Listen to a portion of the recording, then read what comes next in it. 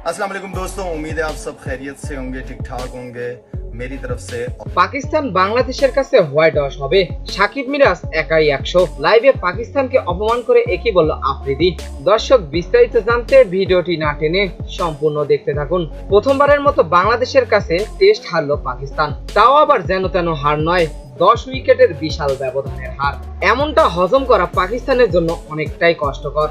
রবিবার রাওয়ালপিন্ডিতে হতাশাজনক সেই হার নিয়ে কথা বলেছিলেন পাকিস্তানের সাবেক ক্রিকেটার শাহিদ আফ্রিদি।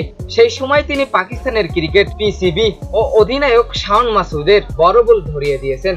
বাংলাদেশ দলের অন্যান্য ও ব্র্যান্ডিং ক্রিকেটারের প্রশংসা করতে ভুলে যাননি সাবেক এই অলরাউন্ডার।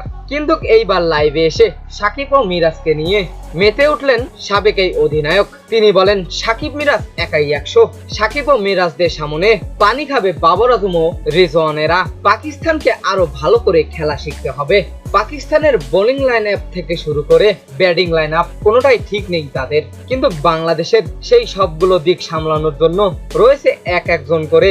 ব্যাটিং এ মুশফিকুর রহমান, লিটন দাস ও মিরাজ তো আছেই, এবং বোলিংয়েও মিরাজের প্রশংসা না করলেই নয়। সাকিব, মিরাজ, শরীফুল নাহিদেরা অনেক ভালো বল করেছে। তাদের বোলিংয়েই ম্যাচ জিতেছে বাংলাদেশ, এবং আমার দৃঢ় বিশ্বাস বাংলাদেশের কাছে হোয়াইট ওয়াশ হবে পাকিস্তান। এবং লাইভে আরো পাকিস্তানকে অপমানজনক কথা বলেন সাবেক এই অধিনায়ক।